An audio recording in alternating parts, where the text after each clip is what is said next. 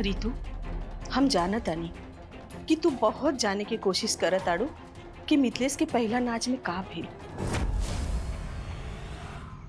तार मितवा आज भी हुए मितवा बा दोस्त। कैसे के नाम के तो तू ही दिले रहला ना।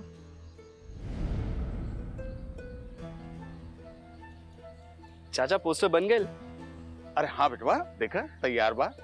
पिता की जगह पुत्र का पहला नाच एक नए रूप में। अब आगे का लिखा बेटवा? मिथिलेश। मिथिलेश जगह बहुत कम बचल बा बेटवा, इतना बड़ नाम ना लिखा पाई। कोनो छोट नाम बतावा। हम बताओ ना छोट नाम। लिख दे मितवा। हाँ बेटवा, ई नाम अच्छा भी बा और छोट भी। अपन ख्याल रखे। जल्दी तरह से फिर बात। तू भी।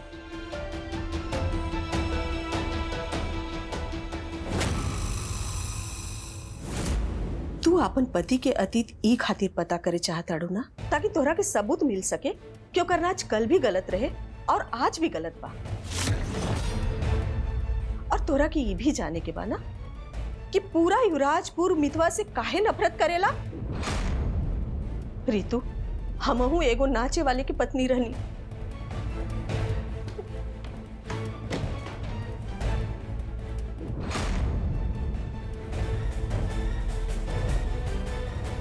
ई देखा हमार पति की फोटो। ई एगो प्रोग्राम के दौरान खिंचाइल रहे और ई प्रोग्राम देखे खातिर मुख्यमंत्री जी भी आयल रहलन। और ई फोटो तब के बाद जब उनके अवार्ड मिलल रहे। और ई देखा ई अखबार में उनकर इंटरव्यू छपल बा। जाना ताड़ू, जब इंटरव्यू छपल रहे अखबार में तो का कहलन हमरा से। भाई देखा, आज का अखबार में हमार इंटरव्यू छपल बा और हमार नाच के भी भरपूर तारीफ भइल बा। पर ये सब मधु की वजह से ही संभव भइल बा। ब्याह के बाद सब लोग मधु का केतना मजाक उड़ाईनी और नचनिया के पत्नी बोल बोल के केतना अपमान कईनी। पर मधु कब्बो हमारा साथ न छोड़ी। मधु के साथ की वजह से ही आज हम ई मकाम तक पहुंचल बानी।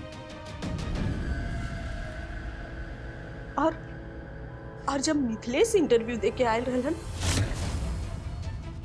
और तोहरा के फूल देले रहलन, तो याद बा तू का कहले रहलू?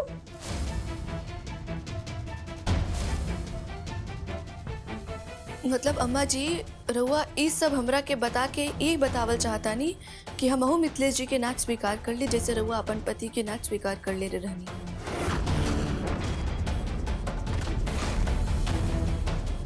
काहे एमे बुराई का बा? हर इंसान अपन पसंद के अपन पेशा चुनेला। मिथिलेश भी अपन पसंद के हिसाब से अपन पेशा चुन ले बा, तो कर भी बुराई का बा? बुराई बा माई, बुराई नाच में बा, बुराई नाच के फुहड़पन में बा, बुराई नाच करे वाला के गंदा दिमाग में बा। रउआ के नइखे विश्वास तो रउआ जाई सोशल मीडिया में जाके देख ली, रउआ के आँख खुल जाए। हमरा के सोशल मीडिया देखे के कौनो जरूरत नहीं है। हम अपन पति के नाच देख ले बानी। एक बार तू अपन पति के नाच देखला, पूरा गलतफहमी दूर हो जाई। ना हमार पति कबो फुहर डांस कैले रहलन, ना हमार बेटा फुहर डांस करेला। माफ करिए अम्मा जी कि रउआ अपन जवन पति के इतना गुणगान करतानी उ सच ना होके। रितु, माई, हम बहुत पहले रउआ से एक बात कहले रहनी कि पहला के जमाना में औरत लोग के कहाँ कुछ बतावल जात रहनी कि उनकर पति का करत हवन, का सोचत हवन। अच्छा रउआ ये बताई, का कबो रउआ उनकर सच झूठ पता कहीं नहीं? ना, रउआ के पति रउआ के जवन कुछ भी बता देनी, रउआ ओकरा के सच मान के बैठ गई। और बात रही अवार्ड के माई, तो अवार्ड बाजार में कुल आसानी से मिल जाए। और हम हैं आज के औरत, हमार खुद के सोच बा, हम खुद ही फैसला कर सकेनी कि का सच है और का झूठ। मिथिलेश जी यह फुहड़ नाच वैसे ही करत हवन जैसे कि सोशल मीडिया में नाच भरल पड़ल बा। वो घर वालन के सामने बस अच्छा अच्छा बात करी ले, घर वाले से अपन फुहड़ पर नाच के छिपा के रखे ले। वैसे ही अपन बाबूजी की तरह। रितु, आज तू वो हद पार कर देलू जौन एगो बहू के कबो ना करे के चाहिए। अपन दिवंगत ससुर के ऊपर इतना गंदा आरोप, वो भी खाली ई खातिर कि वो एगो अच्छे वाला रहला। माई, चाची जी हमरा के सब कुछ सच बता देले बानी और हम सब कुछ सच जान गई नी। और हम इहो जानता नहीं कि ई घर वालन के आदमी के बाहर कोनो इज्जत नहीं खे। बाकी ई बात हम समझ गई नी, रउआ नहीं की समझ में।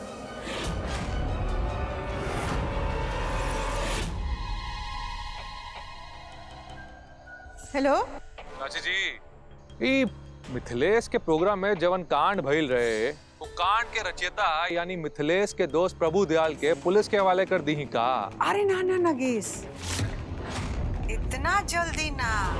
अरे मिथिलेश की दोस्त हमार तुरुप के ऊ पत्ता हा जौना के हम ओ समय इस्तेमाल करे जब मिथिलेश के मुंह खुलवावे के। ठीक बात चाची जी, जैसा आप कहें।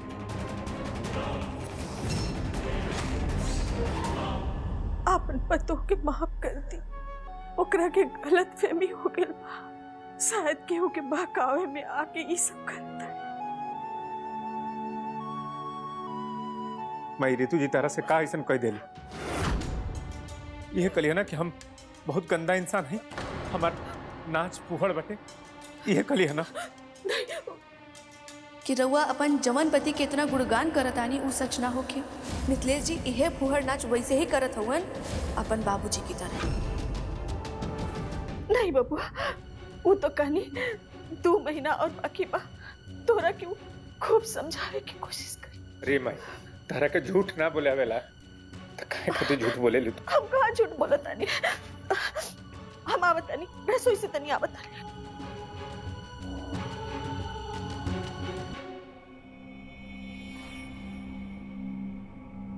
मिथिलेश भैया का हम कुछ कहा सकता नहीं? कहीं बोला जी, का कहे भैया राउर पहला नाच के दौरान युवराजपुर में जो कुछ भी भइल रहे, हमरा के लगा था कि रउआ के खुदे सब कुछ सच सच बता देवे के चाही रितु भाभी के। ना भोला जी, हम ना बता सकिले, कहे से कि हम उस सब कुछ हम जान के रहब। रितु जी, आपके पता बटे कि हमारे बाबूजी हमरा के वो बारे में कसम दिले बा, ओकरा बावजूद भी आपके जाने के बटे। हाँ बस रितु जी, बस बस हमरो के गुस्सा आवेला रितु जी। ई जौन आपके ये इतना तेवर बा ना, एकरा के देख के हमरो अंदर गुस्सा आवत अटे और हमहू गुस्सा कर सकीला। लेकिन ना, राउरी जिद बा ना कि युवराजपुर के जौन राज बटे ओकरा के जाने के जिद बा आपके, तो ठीक बा, हमहू आपसे वादा कर देनी युवराजपुर के का राज रहे वो आपके बात के पता ना चले। तो हमहू प्रण लेतानी कि 24 घंटा के अंदर युवराजपुर के राज हम पता करके रखें।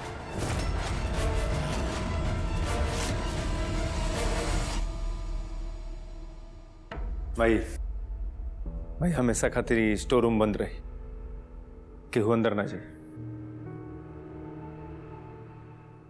मिथिलेश जी, रउआ कितनो ताला लगा ली, बाकी ताला लगावे से राउर बचपन के गलती छुप ना पाई। कहे से कि राउर बचपन के पहला नाच के राज सबके सामने आके ही रही। रितु जी, आपकी बात हम कई बार बोल चुकल हैं कि आप जितना कोशिश करें वह करिए, आपको कुछ और राज पता ना चले। जतिन भाई,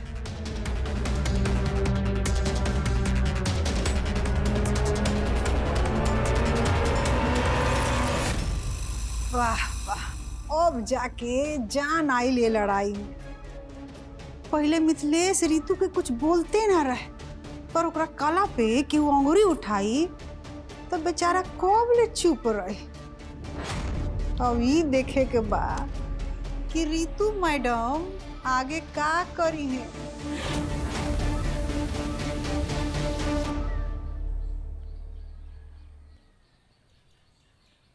अरे गोपाल, ये नया कैमरा?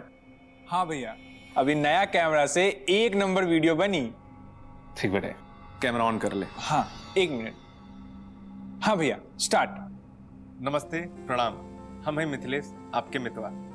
आपके मितवा आपके सामने कुछ अलग बात कहे आइल बेटे। जे भी ये समाज में लौंडा डांसर बटे या जे लौंडा डांसर बनल चाहते, उनकर परिवार वाला लोगन उनकरा और उनकरा कला के बारे में का सोच रखे लें, वह हम आप लोगन के बतावल चाहते हैं।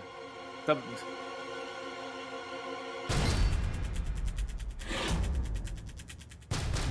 ई लौंडा नाच करे वाले की पत्नी बताई कि लौंडा नाच करे के चाहिए कि ना।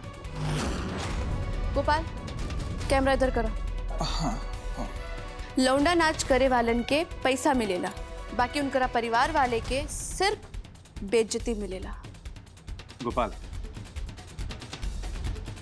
हर कलाकार अपना कला में तबे सफल होला जब ओकरा के अपन कला के शुद्धता पर विश्वास होके और साथ साथ ओकरा के परिवार वाला लोग ओकरा ऊपर पूर्ण रूप से विश्वास रखे। अरे वाह, एक तो लोग गलती करेले, ऊपर से उम्मीद करेले कि उनकरा परिवार उनकरा के साथ दे।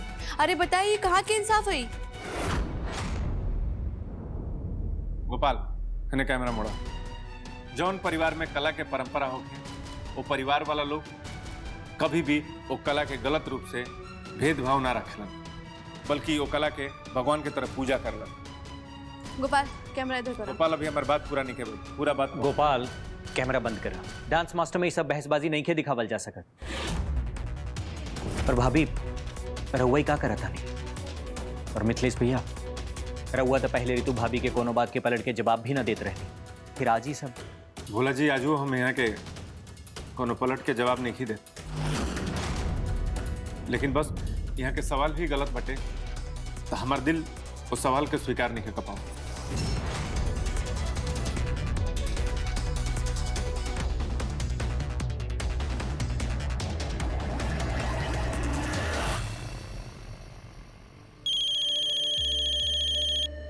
हेलो नागेश, अरे चाची जी, ई कौन नंबर से फोन कैले बानी चाची जी? अरे रानी बन के ऋतु से बतियावे के रहे नु, यही से नया नंबर ले ले बनी। माने के बड़ी तरह के चाची जी, वो तो स्मार्ट बाड़ू। थेकू थेकू, बाकी हमार काम भइल कि ना हो? मोहे काम करे खातिर तो आए बानी। हम इस समय मिथिलेश के बचपन के दोस्त प्रभु दयाल के घर के बाहर खड़े बानी। अरे तो बाहर गए खड़े बा, भीतरे जा। अब समय आ गइल बा प्रभु दयाल के सबके सामने ले आवे और ई काम करी पूरनिया।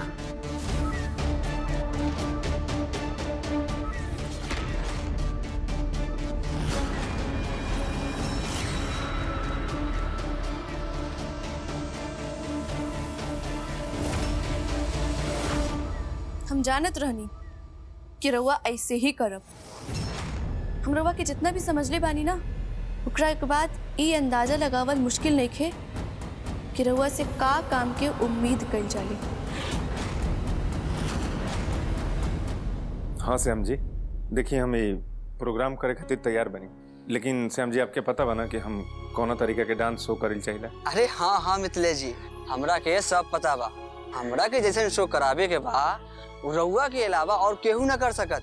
मतलब कि रउआ के अपन गुरु भिखारी ठाकुर जी, उनकर जिंदगी के कहानी रउआ के नाच के माध्यम से कहे के बा। ठीक बटे, तो ये हम प्रोग्राम करब, कैसे कि यह एगो अच्छा मौका बटे हम अपना नाच के माध्यम से बताइम हम समाज में कि का हमारा डांस के और लौंडा नाच के वजह से का बदलाव आइल बटे। भिखारी ठाकुर जी के नाच देखकर लोग गलत ना काम करे खातिर कसम खात रहूं। हम ये सब बताइम अपना नाच के माध्यम से। हाँ हाँ जरूर। और हम अपन शो में कोनो स्टार के मुख्य अतिथि के रूप में बुलावे के सोचतानी। श्याम भैया, आप जेकरा के बुलावे के ओकरा के बुलाई, हम मना ना करब। ये प्रोग्राम हवे औरतन लोगन के, तो हम चाहम कि में जितना हो सके ना उतना आप औरतन लोगन के बुलाई। चाची जी, हमरा के पता बा कि रउआ कसम से बंधल बानी, यही से रउआ चाह के भी हमार मदद ना कर सकेनी।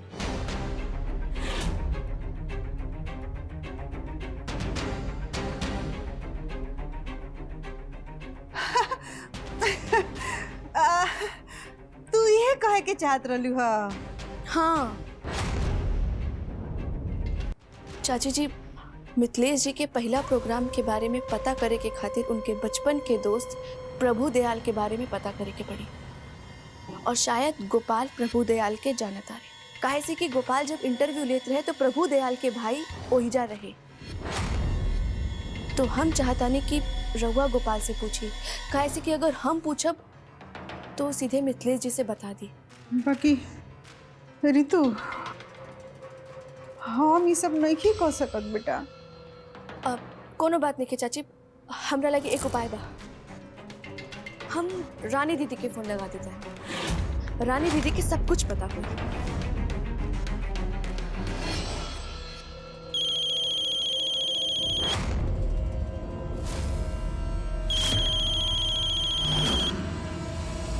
चाची जी, रानी दीदी के फोन रउआ के लगे और रानी दीदी से तो हम खुद मिलनी है। श्याम जी, प्रोग्राम वाला दिन हम कुछ अपन खास लोगन के लेके आई अपना संगे। जरूर लेके आई, स्वागत बा। धन्यवाद। अब अपन तैयारी शुरू करी, ठीक ना? हम आई। जी जी ठीक बा।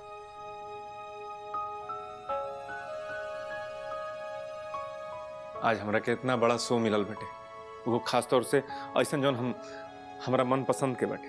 काश ही सब हम प्रभु दयाल के बता सकती। प्रभु दयाल, हेलो। तू 100 साल जियबा, अभी हम तारा बारे में सोचत रहनी। अरे हमरा के भी तोहर बहुत याद आवत रहे मिथिलेश, तो सोचली कि तोहर के फोन कर ली। एकदम सही समय पर तू फोन कैले बड़ा। कहे कोनो खास बात बगा? बहुत खास बात।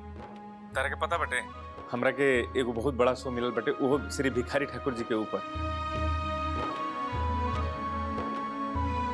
काश तू आ पैता शो के देखे खातिर। हम तेरे खातिर बहुत खुश बानी दोस्त। हम तुम्हारा शो देखे खातिर ना आ सकी, लेकिन हमार दुआ तोरे साथ हमेशा रही। हमारा ये बात के दुख बा कि आज तुम्हार शो बा और तू अपने कला का प्रदर्शन करत बाड़ा, लेकिन हम आज अपन जान बचावे खातिर अंधेरा कोना में छुप के बैठल बानी। प्रभु दयाल, हम खूब बढ़िया से समझ सकिले तार मजबूरी। अच्छा सुना, हम फोन रखा था नहीं, अपन ख्याल रखिए।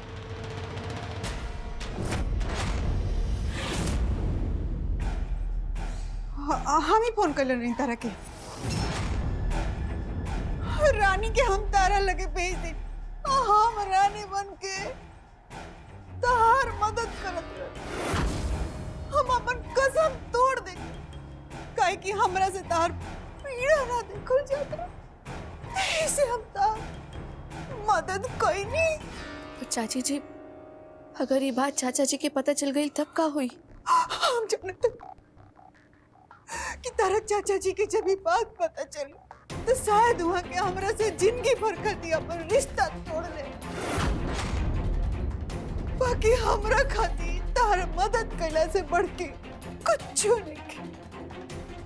ऐसे हम तार मदद करत नहीं रितु बेटा, हमरा से तार दुख नहीं के देखल जात। हम आज तक रहुआ के बहुत सम्मान और इज्जत करत रहनी, बाकी आज के बाद हम रहुआ के एहसानमंद भी बानी। रहुआ हमरा खातिर अपन और चाचा जी के रिश्ता दांव पे लगा देनी,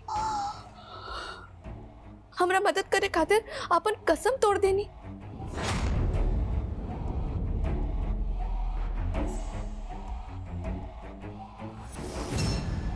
चिड़ै फंस गई पिंजड़ा में। रितु जी, ये जौन प्रोग्राम बटे एकरा में हम अपना साथे आपके लेके चलो, ताकि आपके हमार कला के बारे में सच्चाई पता चल सके। और इस सच का बटे रहो अपना आंखी से देख ले। रितु बेटा, प्रभु दयाल कहाँ बा? हमरा पता बा, पुलिस ओकरा के खोजती है नु, ऐसे उ लुकाइल बा। बाकी नागेश ओकरा साथे बा, अगर तू चाहनु तो ओकरा से बात कर सकत है। चाची जी, जब रहुआ हमरे साथ बानी तो हमरा के मिथिलेश जी के राज जाने से केहू नहीं रोक सकत। मिथिलेश जी के राज जाने खातिर रितु जी मिथिलेश के नाच देखे के पड़ी। हमरा के श्री भिखारी ठाकुर जी के जीवनी पर एगो नया प्रोग्राम मिलल, तो हम चाहतनी कि आप हमारा साथे चलिए और हमारे प्रोग्राम के देखिए। सपना देखब छोड़ दी मिथिलेश जी, कैसे कि हम रउआ साथे ना आई। बस हमरा के इतना बता दी कि युवराजपुर में ऐसा का भइल रहे कि युवराजपुर के लोग रउआ से इतना नफरत करत आ रहे। तुझे आप कितनों कोशिश कर हम आपको सच ना रउआ के बतावे के ही पड़ी। अगर रउआ न बताई तो राउर दोस्त प्रभु दयाल इस समय कहाँ बाड़े हम पुलिस के बता दें। अब रउआ फैसला करना कि रउआ के हमरा के सच बतावे के बा या अपन दोस्त के जेल भिजवावे के बा।